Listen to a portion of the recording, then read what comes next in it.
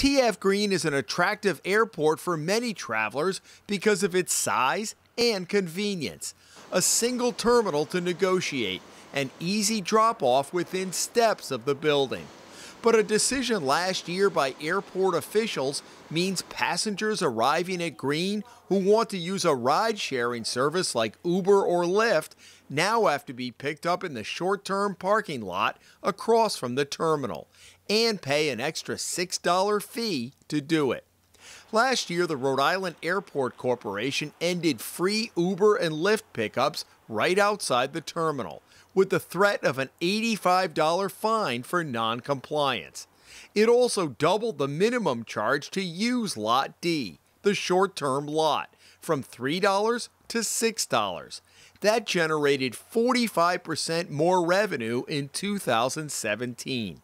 The fee gets passed along to the customers and applies to visitors parking short-term to pick up family or friends as well. I'm probably here easy 7, sometimes 8 times a day, depending on which day of the week I'm actually here. David Ransom is a retired National Guard sergeant who began driving for Uber and Lyft a year ago, when he could still pick up passengers in an area shielded from the elements.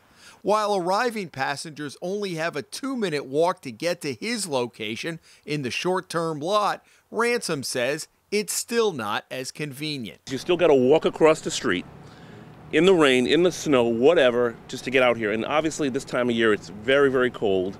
The wind is blowing, we're in an open area, and I just think it's not smart. So why the change? Airport officials say they need the additional $640,000 generated by higher parking rates to offset a steep decline in other revenue, like car rental and parking fees, siphoned off by the emergence of Uber and Lyft.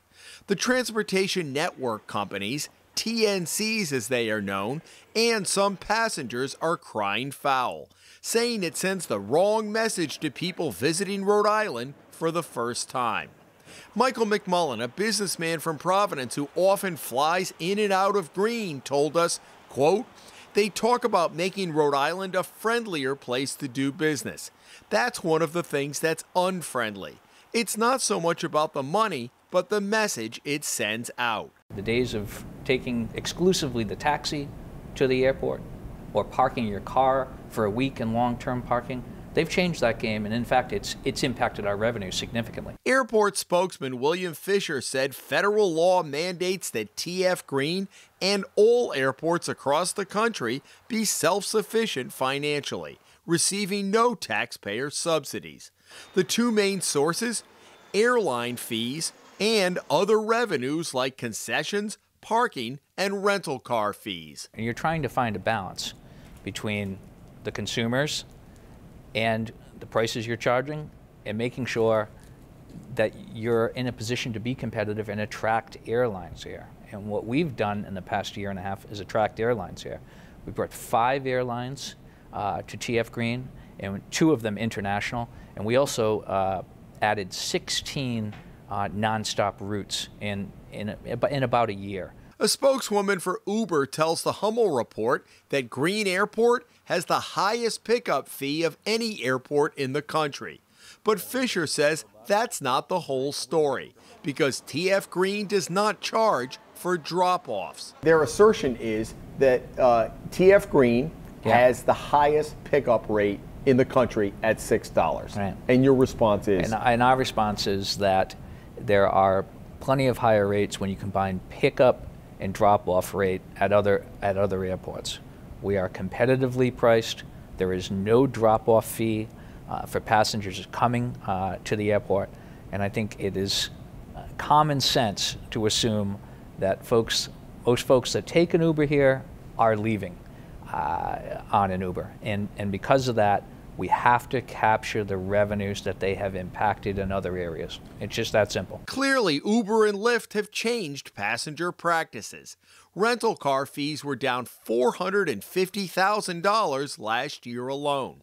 Perhaps most hurt has been the taxi company that has an exclusive contract with the airport, and in return is given a prime spot right outside the terminal. The advent of TNCs has changed market behavior.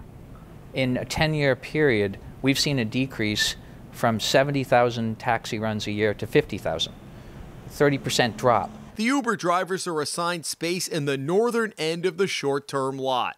Many are in and out of the airport 8 or 10 times a day. That's a $6 fee for every visit.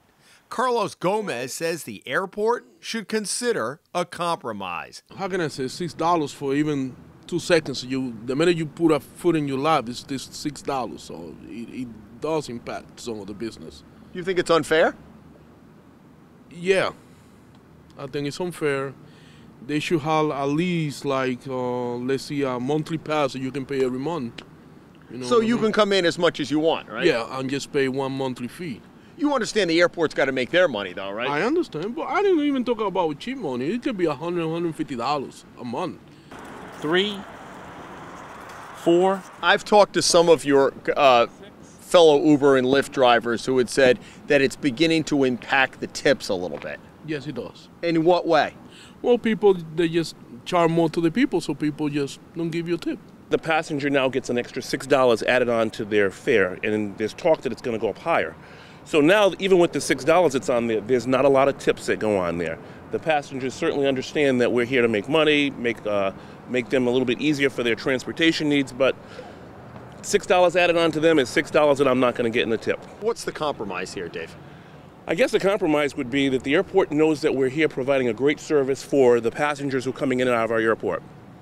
Perhaps maybe they could give us a better rate, maybe a monthly fare, maybe a pass to the Uber drivers, because there's no doubt that they can tell, because they collect our license plate data all the time, that we're here all the time. The fact that we're paying $6, sometimes $50, $60 a day, it's a little bit outrageous. Has the airport discussed a flat fee for a day? Well, look, that's something that's being spread across their customer base. We didn't pick $6 out of thin air. We look at our revenue stream across the board, non-airline revenue, airline revenue, and we feel like we're at an appropriate place right now for that. The entire marketplace has changed. Obviously, these drivers are doing very well, but they're impacting other revenue streams that have supported this airport for many years, and they have to be replaced somewhere, somehow. Then there's the person who parks in the short-term lot to pick up a friend or family. They are now paying double the minimum fee that they were early last summer.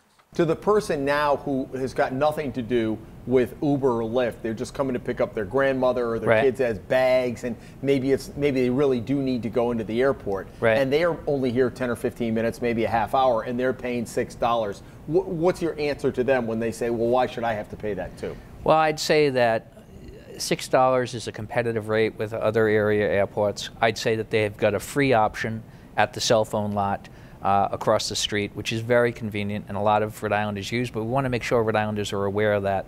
It's a consumer-based fee, and because we rely on revenues, standalone revenues, we don't have an operational appropriation in the state budget. Ransom says he gets an earful from passengers when they arrive in Rhode Island for the first time and are hit with a $6 pickup fee. We've got a beautiful state.